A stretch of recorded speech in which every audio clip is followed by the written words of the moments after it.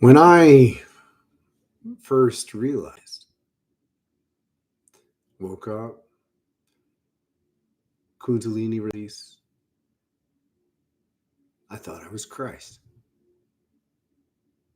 I thought I was the Messiah. I thought I'd be able to walk around and absolutely transform everyone's life just by looking at them. More importantly, I thought it was all on me. It was me and the huddled masses.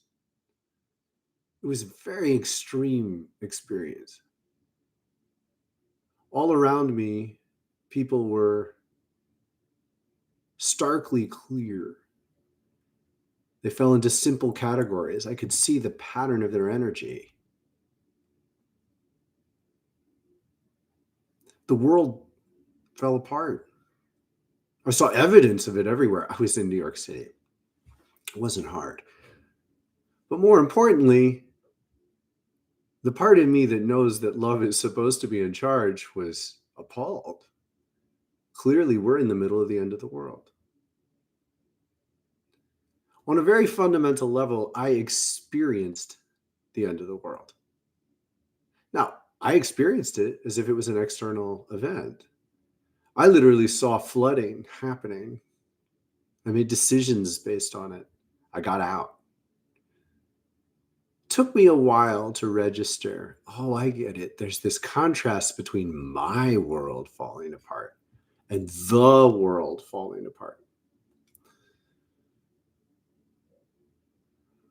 This is what we're going through. Some of you have experienced some of this. Some of you have a slow motion version. Some of you are starting to experience it.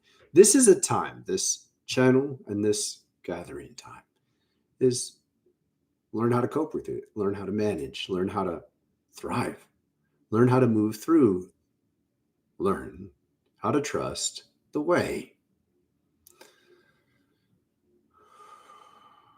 The way is quite simple on a certain level. It's just terrifyingly difficult at the edges, at the extremes. And I want you to know one of the more basic lessons that is it's essential. Imagine life musically. Imagine yourself on a wave. You're a wave. Now there are multiple waves, certainly, but imagine simplify into one major wavelength. If anything else, anyone or any event comes in and jostles you in a certain way, the inversion of that experience, the reflection of that experience will be a relatively close cousin of the experience, meaning somebody bumps into you, you have the capacity to want to bump into them. Now, the crucial thing to get here is that if they bumped into you and you react in an inversion, in a mirroring of what they did, they have just taken your agency away on the most fundamental level possible. You've become them. You've become whatever they were. Now, you could suggest, oh, well, I will beat them up or I will show them by bouncing them away. You could write any story you want to on top of it. You've just accepted a story that was not yours to begin with. You were a wavelength. You lost your wavelength because they jostled into you. There's an in-between. The way suggests you could learn to dance. And the most fundamental response to such a thing is to learn to roll around incursions. So if someone jostles into you, you roll. So roll. Spin. Now, I just had to adjust. This thing came in, pushed, I spin. I just had to adjust for them.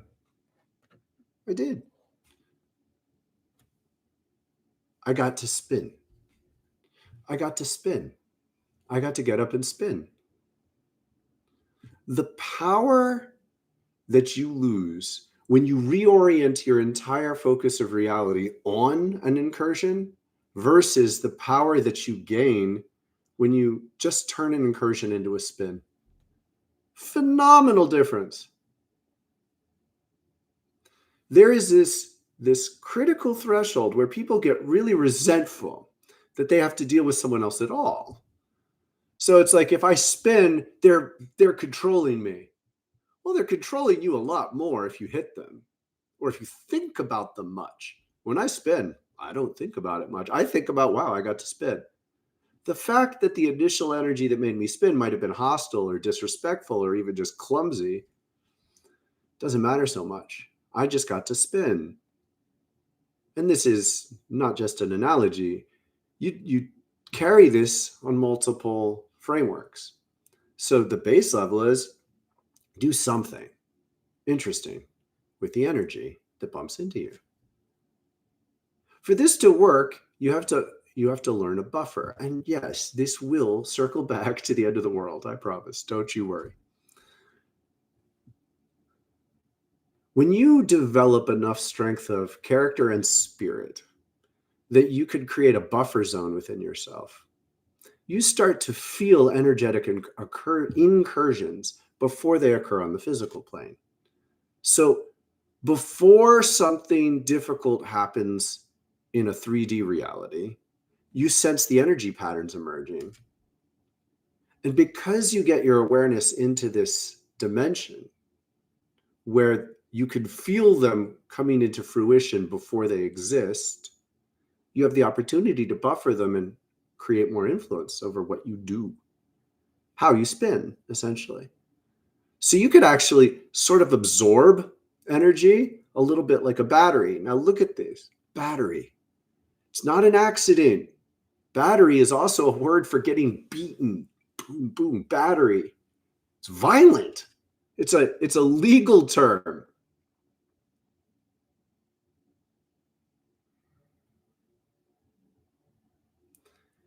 When you're very careful, when you're very conscious, when you are extremely disciplined, you can learn to own a space within yourself that takes on the energy of incursions, aggressions, clumsy, sloppy, dominating, bullish forces that are busted around in the world.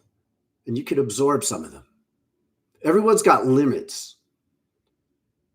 You're going to be very honest with yourself. Where's your limit? How much can you absorb and turn it into something of your choice?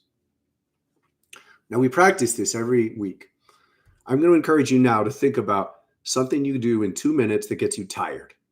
So part of you is like, I'm done. I don't want to do this anymore. Repetitions of something that at about a little less than 2 minutes. And so then you take the rest of the 2 minutes to breathe and center. And I want you to choose ahead of time, and I want you to use this same break every other day, and then choose a different one every other day and alternate them. We're going to do that at about the half-hour mark of this. And we're practicing exactly what I'm suggesting. I could put up with a fair range of difficult energies directed at me. I could read all your energies. Not only could I read all the energies that are focused on me in this way, I can have some degree of awareness of the energies that will be focused on me in the next several days. And I can feel them now. When I'm careful and conscious, I can get this rudimentary awareness of all the different energies navigating, orchestrating around me, and I can play a more intentional role in how to orchestrate them. And a very fundamental part of that is, how much can I take on as a battery? Meaning energies are bumping into me. Now, for most of you, that's not malicious, and I don't want you to get a trip about this. But realistically, people project a lot, and projection is energy that is directed at me that doesn't really fit who I actually am. So that can be experienced energetically as a bit like a battery. It's bouncing into me, and I'm essentially saying, yeah, I can't digest this just like you give it to me. That's not me. But I can. I'm strong enough to withstand, cushion it, buffer it, and absorb strength like a battery. And so people essentially give you the projections that they put on you. Now, a fair number of characters, like in entertainment, understand this, even if they don't understand this. They live it. There's no bad attention is the fundamental, like the underlying rule beneath this. And certain figures are extremely good at it. All they want is attention. They don't care whether it's good or bad because they know how to do something with that attention. That attention is momentum, it's energy, it's focus. And if you have the capacity to redirect such energies, that's a big skill. Now, when it's done unconsciously in fear patterns and karmic fear swamps, I'd suggest get out. Like, those aren't games you want to play. There's no real winning those games. Even if you end up victorious, so to speak, on the top of the pile, it's so much misery. But it's still operating on the same fundamental rule that you can take on energy that's directed at you and change it, bend it. We're trying to exist in a different field. It is, on a certain fundamental level, higher vibrations, broader range of energy. And when you live this way effectively in the fields we're opening, you don't have to be dragged around by these sort of swamp monsters who use karmic fear as their foundation. But we're still living in a world full of these karmic fears. And as that world ends, you need to know where to step, what's safe, what's effective. And part of the challenge is that the three-dimensionality is breaking down. That's the point. So when we use three-dimensional metaphors, it could be less than productive. For instance, I'm suggesting a three-dimensional metaphor when someone bounces into me, but realistically, we're talking about vibrational harmony. So it's not all like, if someone's bouncing into you, you could make a wall, right? But what people are effectively doing is they're tuning. So if someone's tuned into me, then the impact of their attention has a far greater magnitude than if they're vaguely watching me with just a bizarre version of their own reality. They're lost in their own world. If someone's lost in their own world, it doesn't have nearly as much of an impact on you when they try to see you because they're so far off. So what's really difficult is when people tune in and they get part of it right, part of it wrong. They're seeing part of you clearly, part of you not clearly. Well, why is that even possible? It's possible when people are fractured. When people are fractured, you have all these shadow sides that are sort of out of harmony with yourself. So some people are seeing one side of you and other people are seeing another side of you. And if there's no clear coherence between the different sides of you, it's going to be difficult to maintain coherence in the world. Some people are going to see you one way and other people are going to see you another way.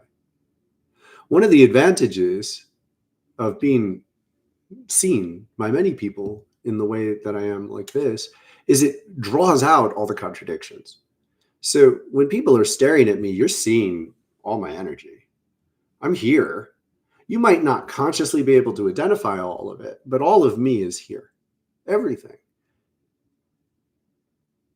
To put yourself in the light like that is to say, I'm going to deal with it.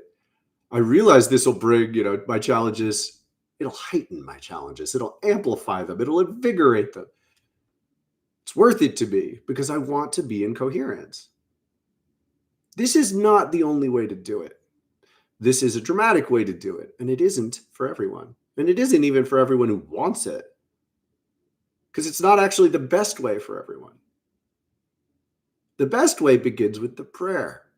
I want to unite myself.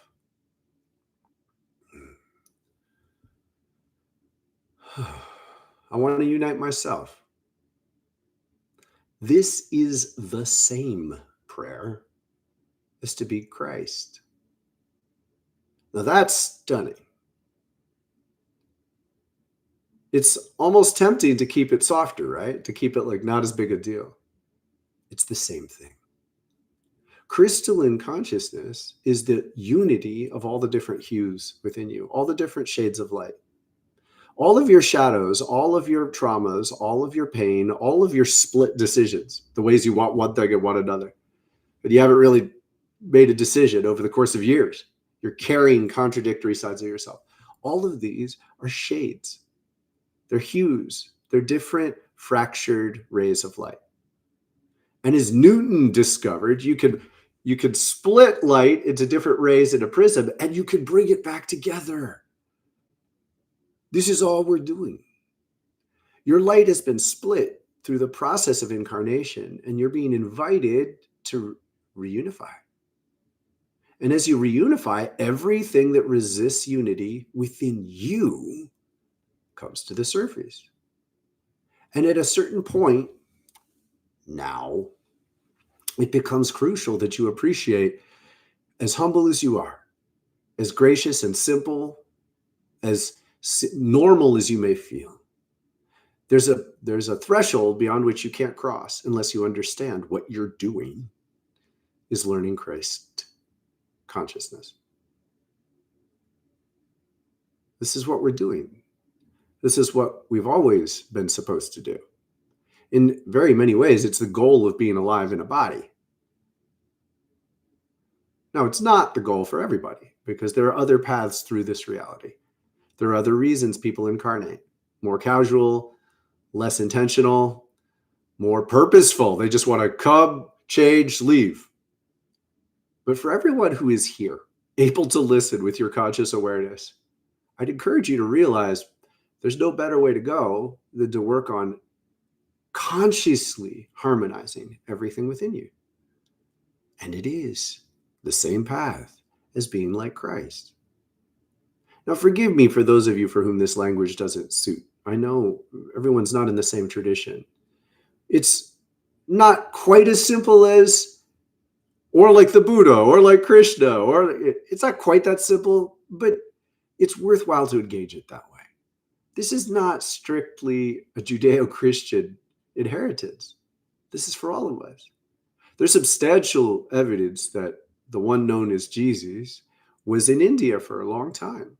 He's remembered. He's remembered. And they remembered him as the one who was amazing, invoked peace, miracles, went back to Israel and got killed. They remember him that way. So his lessons, that in many ways are the unity of Eastern and Western traditions, and the power of what happens when you bring together these forces, they're for everybody. But the beauty of this particular story is it was meant to be pointed. It was meant to be pointing the way. For those of you who grew up going to church, I'll give you the spoiler. They say it. They call him the way. Problem is, they don't remember who he was correctly.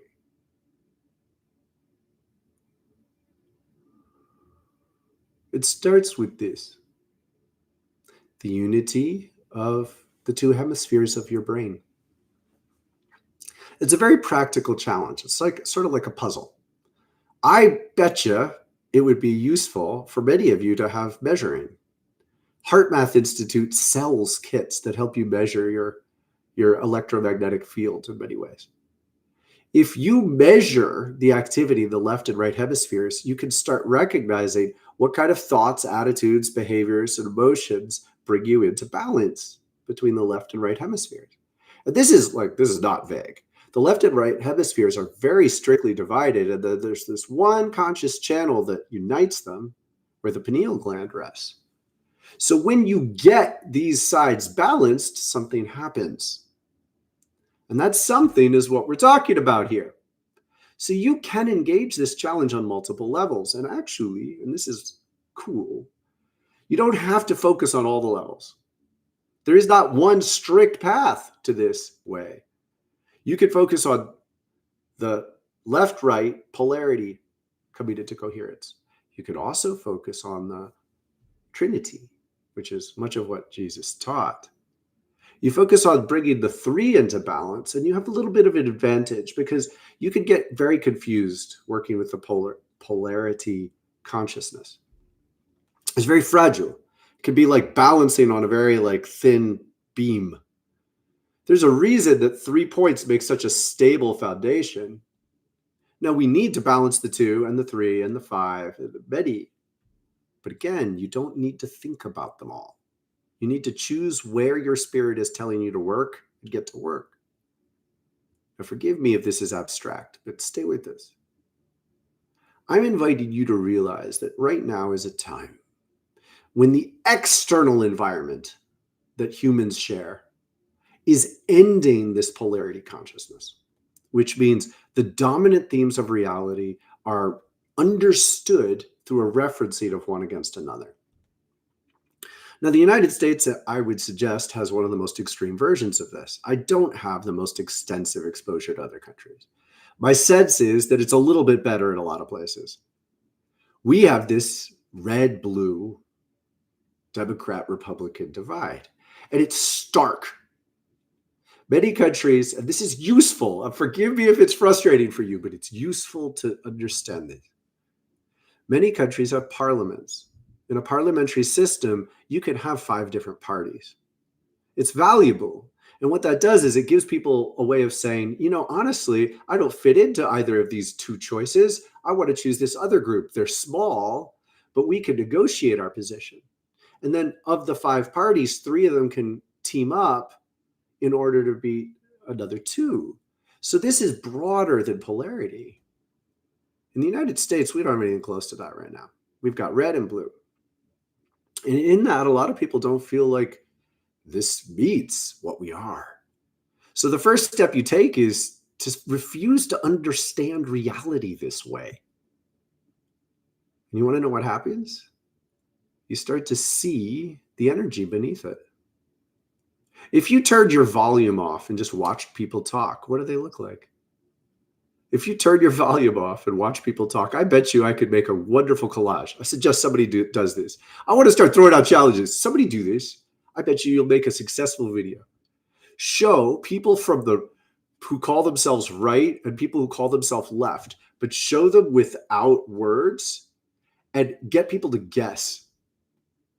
Get people to guess. Because realistically, the fundamental measure is, what are you creating? There's this huge temptation to have this justified rage and just pour the rage on, pour it on and be like, yeah, but I'm right. Well, everybody thinks they're right. Everybody thinks they're right when they express in such a way. But the fundamental principle is, when you're pouring your rage into reality, that's what you're making. I'm not saying never get angry. I'm saying don't keep it as your dominant fuel system. And as you learn this kind of lesson, you realize that a polarity is never going to work. I watch 2 people who are polarized in our country, have been for a long time. They've actually been held up as icons of the opposite right and left. And I just saw a video of them talking, and it was beautiful. And one of them said, I'm not even going to tell you who they are because I want you to go find this, because there are multiple instances of this happening recently. One of them said, we reached an agreement on this point that means a lot to me. Should I still hate you just because we disagree on all these other things? Or can I keep this agreement more important? This right there, that's the transcendence of polarity. You find the ways in which the polarity is not absolute. And you understand and relate to this other side. And you work to hold that as more important than the other things you disagree on. And now the key is to do that within yourself. Within yourself, there are more divisions than you would prefer. I bet. I could almost count on the fact that most of you have more division within yourself than you would prefer. And I'm inviting you to appreciate that the goal is to relate with the sides of yourself that are polarized. See, let's say, for instance, you've had a strong drug habit. Let's say that. And let's say you've overcome it, or you've largely overcome it. Can you relate to the side of yourself that really wants that behavior, that addiction? And can you relate to it without succumbing? So you're not just going to flip and say, okay, drive, make the decisions. You're not going to do that. But you're going to relate with it. You're going to talk to this side of yourself. You're going to say, well, who are you? Why did you keep pulling towards that? Why do you still want me to keep pulling towards that? I've been telling you no. You ruined my life when you make me get drugged out in this particular way. I make bad decisions. But I want to know more about myself. What is it that moves me to want this? What is it that moves me to need in this way? And as you allow yourself to ask these questions, something really cool happens. You start to realize you never knew yourself to begin with. You were polarizing with yourself. You were making yourself bad. Now, this works with any negative behavior. And I put quotes on it like this. Negative in this context just ends up meaning something that goes against what you're trying to create with your conscious intention. So anything that contradicts you could be understood as negative because it's working in the opposite way. You don't get to say any particular absolute behavior is negative. It's not negative to stay up late. Every once in a while, you should. It's not negative to eat a sweet. Every once in a while, you should. You can't characterize certain choices as absolute negatives, and others you can. I'm here to suggest that the way through the chaos that is emerging in the world is to get far more comfortable with yourself. Because under extreme pressures, people break. And I think it's appropriate that you realize that all over the world, you can't predict what's going to happen right now. You just can't. Environmental or political disaster could happen everywhere. Armed people could be sent to your neighborhood and start mistreating folks. Could happen. What are you going to do? My suggestion is that you realize quick that your behavior in extremes will be determined by how coherent you are within yourself. If you don't know yourself, there's no telling what you'll do. You might give in. You might give in. Now, this is going to go really raw in a second. 27. We got 3 more minutes. This is going to go really raw, and then we're going to do some yoga.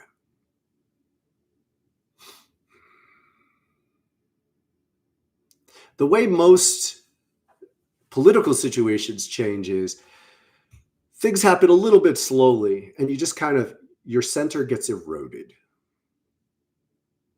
So let me tell you something terrifyingly true about armies. The men in armies rape. They're the most violent men in the world, because they're being taught to be. And they're not with their women. And they're under fear, and they're under pain. And their extremes get broken. Now, I'd love a catalog of which armies didn't, but I would suggest that most of them did. I've heard stories with laughter about American soldiers going to Iraq and girls being drugged and carried to different men. That's not rape. I don't know. I don't know what that is. If armies start traveling around the country, the secret silent truth is some aspect of those men is waiting for a chance to have sex in a way that gets rid of his pain and fear. Now, what if they start knocking on doors, going into houses, and you don't know what's happening? What are you going to do? What are you going to do? Are you going to know how to keep your center and know how to behave? You're going to know how to make good choices. You're going to know who to trust, who not to trust. You're going to know how to ask the questions that make precise decisions in the moment that make the situation better and not worse. I assure you, just screaming might get you beaten or arrested. You have to be really conscious of how to navigate through intense times like this. And sometimes the way to diffuse these situations is complicated. You have to know how to step here and then pause and then get a drink of water and then call a friend and then take out the garbage despite the chaos and then stand in front of your house and then walk up to someone who's violent and confusing and say, hey, do you have the time? And stare at them with the intention of rooting them into the ground and reminding them that they have a mother and they don't want to behave in that way. Can you be such a person? I know I can. I have been. I pray I don't have to be every day. I don't want a shred of ego in such a situation. I don't want to have to. I don't want this to happen to anybody. But if you're not concerned about these themes right now, you need to be. And one of the best things you can do is to take better care of yourself. So get stronger. I'm about to do 34 push-ups. What are you going to do?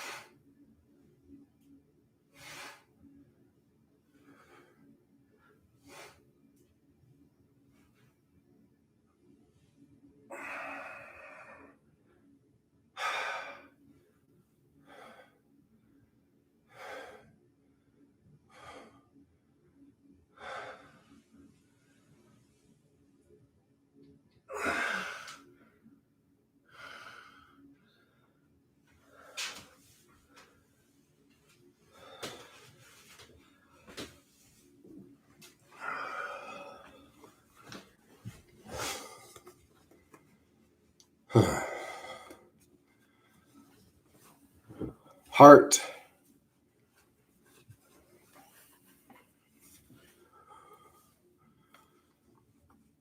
Crown.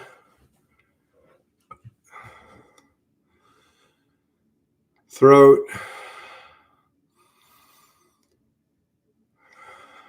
Sacral. Nose tip.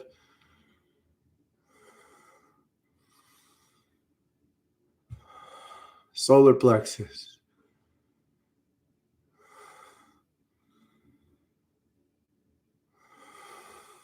Diamond eye.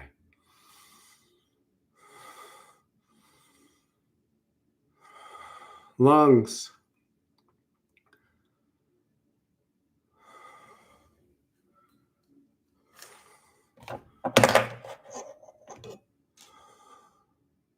Root. Chin.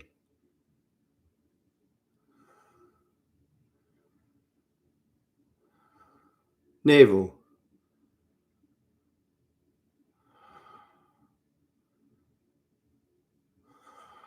Third eye.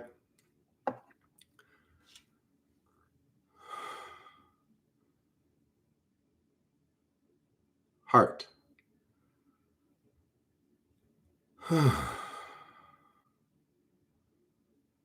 Look at that. Push my edge. Invoke an incredible energy. Move it into my heart.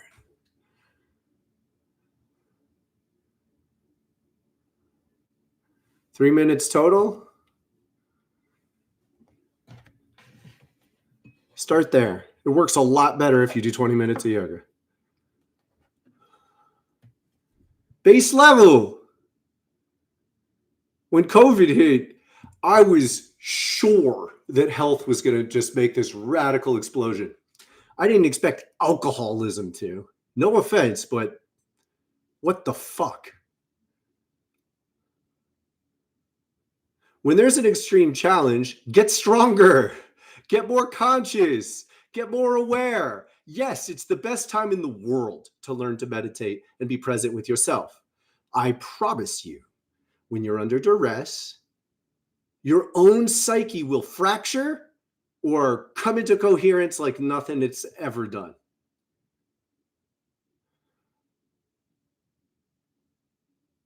I know this.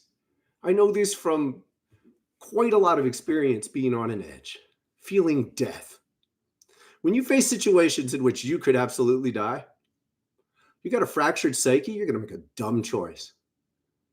And truth be told, If you've got a fractured psyche, most people end up in very restrained realities where, your biggest decision is which movie to go to because you can't afford to put yourself under strain. You can't. You'll break. So become someone who won't break. And when you break, use it as a tool to learn about yourself so you won't break again. Because even the metaphor of breaking, you might need to. It might be perfect for you to break. But it's much better if you do that under circumstances where you could get help putting yourself back together. We can do that. We could do that here.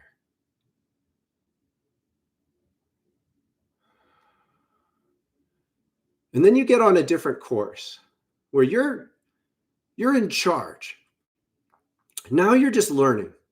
This is not enlightenment yet. This isn't full Christ consciousness. This is just you're walking in the right direction. And all you need to do this is to have enough of your consciousness present and on the same team.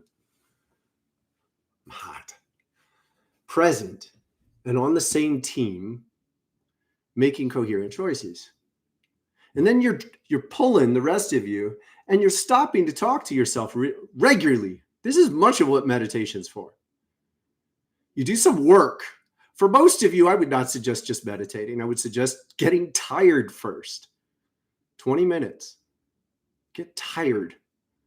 Once you've given your joints strength, flexibility, endurance, once you've done that, you can sit. Now, look, by all means, try without, but use it as a tool to realize how much nicer it is with. I meditate regularly without just doing yoga, but it does show me exactly what I need to give attention to. And when you sit there, that's exactly what happens. First level, you'll become aware of your physical tensions, stress, strain. Awesome. Now you know what to work on. You get a little better, not even that much better, just a little better. Your mind starts coming up. The different things that are weighing on you. And the first level is just the cover. They're the things that you're using to distract yourself from the things that are underneath. So if you develop a little bit more will, you commit to remembering what I just said, rewind it. And you'll be present with yourself. You'll say, oh yeah, this is a distraction. What's underneath? And by holding the question while you sit still and refuse to move your foot, you're drawing to the surface whatever you're not paying attention to. And when you draw these things to the surface on purpose, you start to develop coherence. You're still resisting yourself. You still have parts of yourself complaining, but you know them better. You get acquainted with these parts of yourself. You're not as full of self-hatred that you're living in contradiction. You don't hate the parts of yourself that want to make the wrong choices. You treat them a little bit more like a child. It's appropriate. It works. And as you do this with more consistency, you find self-love. You use only as much dominance within yourself as is necessary. And you know what you'll find? Often, the parts of you that are suffering, that represent self-sabotaging behavior to you, they know things about you that you've forgotten. You haven't actually been treating them very well. You're trying to forget pain that you really need to go back and pay attention to.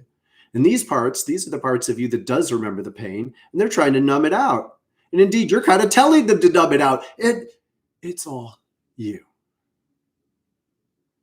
And if you stare at it, and you learn to sit still, and you learn to let these feelings rise to the surface, you become acquainted with them, you feel them. And guess what? It doesn't last forever. Who amongst you gets trapped sometimes in a feeling of terror? It's basically suicidal. It's awful. You feel like these negative feelings are never going to end. You're trapped in them. It's going to be the rest of your life.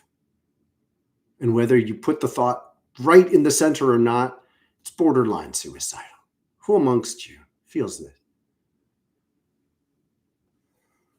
I want you to be aware. Hundreds, thousands of people within range, how many feel that? So for those of you who feel it, or for those of you who don't, I'm going to invite you to feel some compassion right now. Compassion is not empathy. It doesn't mean you have to join them. What it means is that you're going to sit here and realize that beautiful, astonishingly gorgeous human beings near us are suffering too much.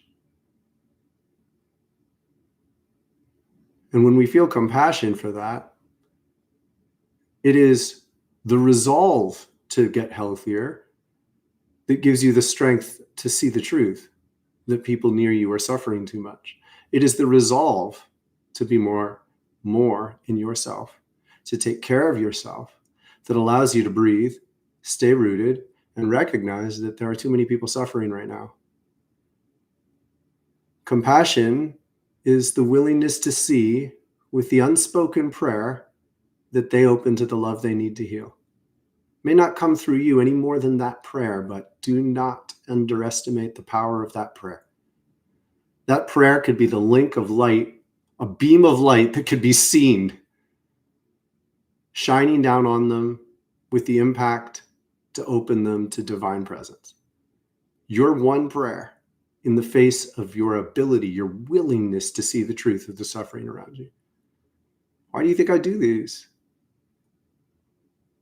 When I woke up, I saw the pain in everybody. I felt so astonishingly isolated, surrounded by thousands and thousands and thousands of people, and I couldn't see anyone who was there with me. And in truth, I don't think I bumped into anyone in New York City. I don't think I bumped into anybody who was there. I was in a very high place. And when you get into this place, you could fracture and break under the pressure of the pain you see, or you could start praying. And you could trust that your prayer is like calling down the lightning on lots of different people. Divine love, divine love, divine love. And you know what happens? Some of them start to hold it. That's what we're doing here. Some of us are holding it together. Something far more beautiful occurs when several people, much less dozens, much less hundreds, start to hold this together. It becomes a lot easier, much easier to maintain your balance within a coherent psyche on the way to Christ consciousness. And be on the way. Just be on the way. This is not an end that has a finish line with a ribbon you break. This is being on the way. To be on the way is so much better than praying for dominance over disparate forces that you're essentially projecting onto arguably sick people who really, really, truly do not deserve so much of your attention. When I encounter sick people with too much power in the world, I pray for necessary. What is a necessary response? What is a necessary response? No more, no less.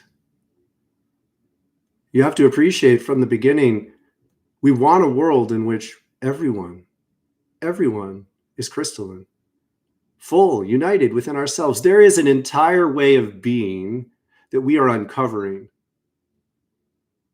We're cleansing, we're sculpting, we're awakening, we're invigorating. We are spiritual gardeners bringing to life an entire way of being where musical harmonies and spiritual presence will guide dances day to day that are the weather of our lives.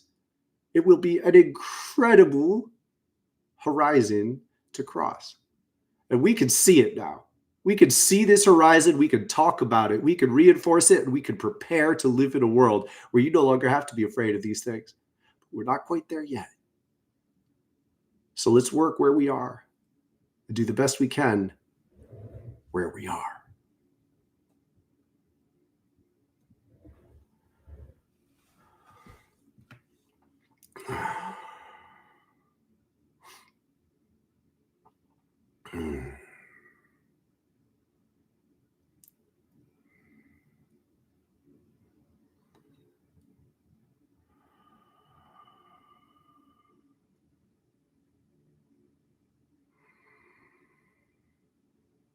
I think that's kind of enough. I'm going to tune into my heart again. I want you to remember something. Gravity, breath, heart. Like that. It's a little sequence. Gravity, breath, heart. So you feel gravity. You watch your breath. Remember this part. You watch it. The reason I stress this is because you presume that your breath knows how to breathe more deeply. Don't use your mind to control it right away. It's humble. Humble to your body. Gravity, breath. You'll find your breath is restricted. Now just watch it.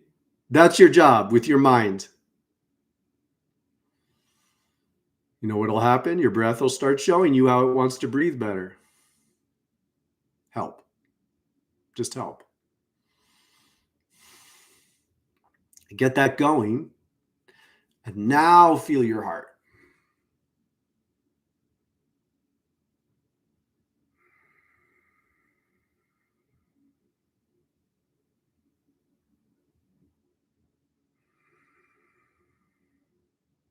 Do this often. And when it doesn't work well, do 2 minutes to get yourself tired first. Build up your heart rate. It works. It really helps. You build up your heart rate, you build up that sense of passion. Make no mistake, it's not just your heart rate. You get your breath going, you get your heart going, you're breathing in oxygen and spirit. And it's infusing your blood and it's going to every part of your body. So with this point of focus, this oneness, this is the unity of the polarity. Your heart is the triangle that draws you out of left-right polarization within yourself. And you focus on this oneness and you trust the invigoration of your breath with spirit into the blood will reach every cell in your body. And you do this every day. And if you didn't do it yesterday, let that inspire you to do it more today. Because here's the secret truth. It's fun. It's fun. And if it's not fun yet, ask us for help. Ask us for help. We can help you make it fun. It feels good. It feels good. It can be that simple. When you have the power to help yourself feel better, 3 minutes, 2 minutes for the invigoration, then 1 minute for this gravity, breath, heart.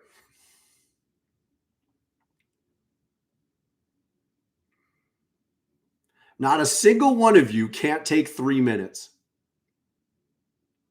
It will make everything you're trying to do better. I assure you, in the next hour, taking 3 minutes to do this will make the other 57 minutes a lot more productive. Whatever your responsibilities are, go to the bathroom, do it. And do it because you're under stress. Do it because you're under pressure. Do it because you don't know how to think clearly or act clearly, or because you just snapped at someone and they didn't deserve it. And then do it again.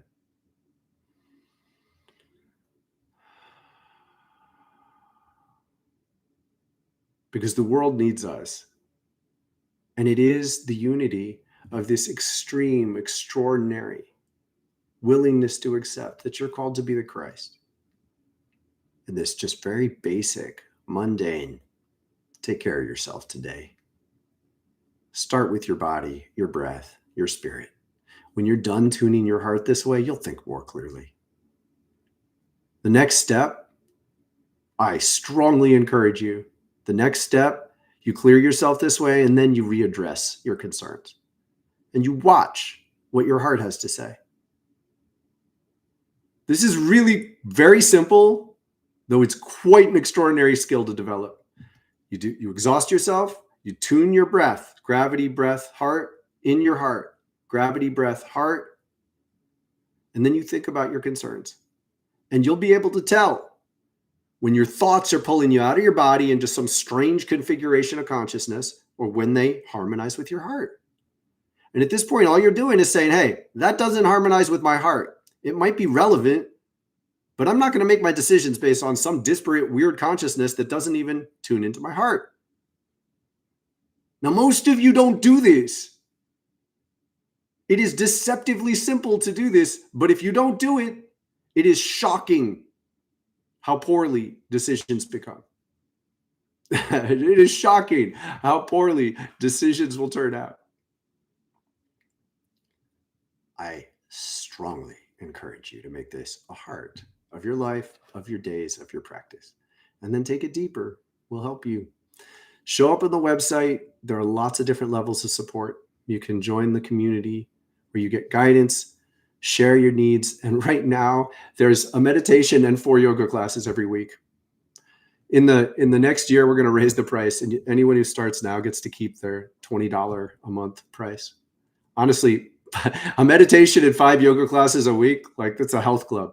So we're gonna bring this up. But if you sign up at this rate, you get to keep it forever. So consider joining us. You get a lot of support this way, and then you'll be in the loop. And when we're offering more courses, more classes, there are many other opportunities.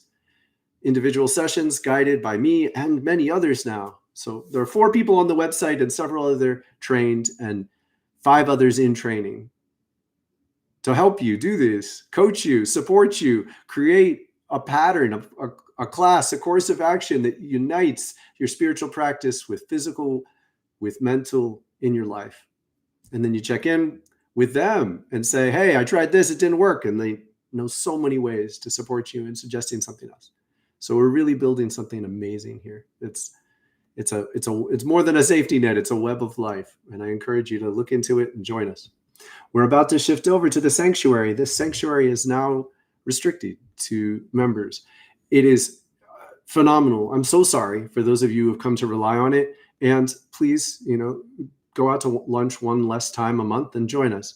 And by joining us, you get to participate in a closed container. And the work we've been doing since we shut the door, so it's not just open, it's huge. And just for my own sake, psychologically, when I don't know the people who are there, it's a different thing. We're still going to do public things over the course of time, but it's not going to be as regular. And it's a different mode I have to be in to receive energies from strangers, or to be in a circle where everyone's committing. I know that I can challenge someone to take this home and work on it for the next moon cycle, and that they'll likely do it and they'll receive support for doing it. That's a whole new world. So all you need in order to join this world is the commitment to join. And I strongly encourage you to consider it.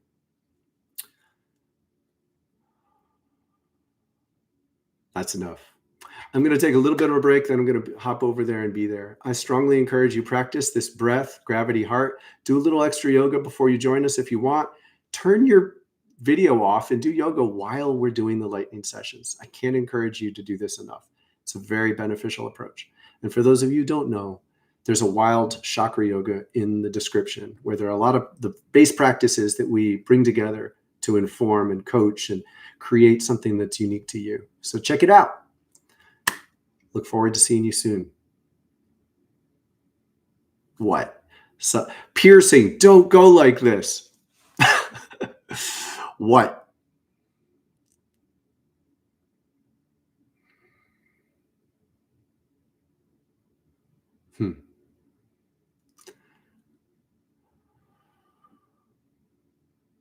Cool. So I'm getting the message that they are not really afraid of me anymore. Apparently there's been like some community, some range of people who've been afraid of me. Oh, it's true. I got the guidance to talk about this today and I didn't get to it. Well, lucky I've got a little more time, isn't it? Okay. So there's a homeopathic principle. We live in this allopathic world, right? Where medicine is perceived as a mechanical metaphor. And to some extent, this functions. So you can say, oh, there's an absence of this, or there's a presence of some invasion. And so we're going to put in a pill that attacks that invasion and it heals the problem. It works sometimes, but it's a very stunted metaphor and it can be misapplied quite easily, as evidenced by the fact that people get prescribed antibiotics for pretty much anything that they go to the doctor with. And unfortunately, I'm barely exaggerating. So homeopathic understanding was consciously and intentionally annihilated in the United States. So in the early 1900s and the late 1800s, there were homeopathic hospitals. Now, I don't know. I wasn't there. So I'm not suggesting we should replace every hospital with them. I'm suggesting they had a lot of wisdom that got thrown into the garbage pit. And one of the basic principles in homeopathy is that when there is something going wrong in the body, look at imbalances. There are so many systems that can be measured by balance. And so in one circumstance, if you have too much of something and you add more of that, it'll make an imbalance worse. But if you have too little of something and you add some of it, it'll make the imbalance better. Pretty straightforward, right? But that doesn't work if you're trying to identify a thing as good or bad, or you're trying to identify a thing as medicine or poison. Well, it could be both. If you already have enough of that, it's a poison. If you don't have enough of it, it's a medicine. You see, you have to change your concept of reality. The message I'm getting is that for a very long time, I've been committed to maintaining the coherence of the spiritual presence of this system, wildflower fire. It's been my only priority in life for 20 years. At first, I didn't understand that's what I was doing, but that's what I was doing. And it's been exhausting trying to reach out and connect and even just make a functional life when if I stray too far from the center of this, it distorts. It starts to sort of fracture and get confused. So I've just returned to the center, tended the center like a fire. And it's slowly grown. And some exceptional souls have joined me. And we're tending this fire together. And we're building it in a way that's increasingly coherent. Well, for a long time, the world didn't have as much chaos, or at least the world, the demographic that I grew up in, was still stable. Now, it was stable in a broken world. It was stable in an unacceptable set of systems that were racist, classist, capitalistic, in a disgustingly abusive way to the environment. All these systems were in place and abusing in channels of behavior. But for a lot of people, their lives were pretty good. So it was hard to know why they should try to change anything. And when I showed up with this vibe, it was very unsettling. It was very disturbing to them, and they've been afraid of me for a long time, and it's been extremely painful for me. Now, I've had to become someone who's just stoic in the face of that, but it's been hard. And now, the world's going a little crazy. Things are breaking down in the manner I saw 27 years ago. When I saw these systems start to break down, I was seeing the very, very early stages of the system breaking down. It was amplified by the year 2000. So there was an apocalyptic vibe, but once people got past that, they're like, ooh, phew, we're okay. And I'm like, nah, the undercurrents are changing. I followed the undercurrents. Now, these systems are fracturing on the surface. So we're looking at all these terrible forces rising to the surface. The environmental damage is too extreme to ignore. The lakes are being poisoned. The climate chaos is really accentuating. Ecosystems are going to change.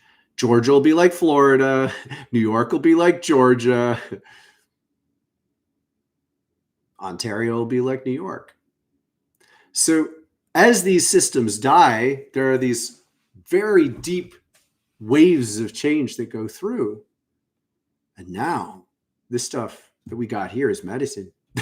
Whereas before, it was introducing a destabilizing force. Now it's introducing a stabilizing force. Because in the face of the chaos in the world, people can now recognize this is what you need.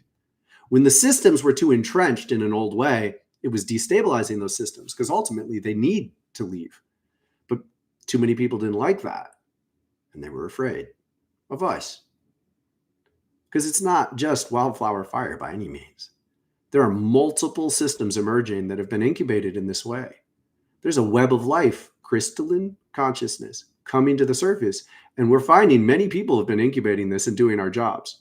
A lot of pretty humble, awesome people have been called to incubate a calling that's unique in small groups and even as individuals. Now we're coming to the surface. And whereas before the world feared us, or plenty of people who were successful and powerful in the world feared us, because our presence was a call to change. Our presence was a call that these systems, however stable and effective they are for some people, are not acceptable or sustainable. So in our presence, they felt that threat. Now they know full well their positions are threatened. They can tell this is the way. So be a part of it, please. This is much more than just supporting you through your change. This is a calling. We've got work to do. We've got a lot of work to do. Next 9 years are going to remain pretty unstable. No telling what could happen. The best preparation is to take care of yourself and your family in these ways. I love you. I'll see many of you soon.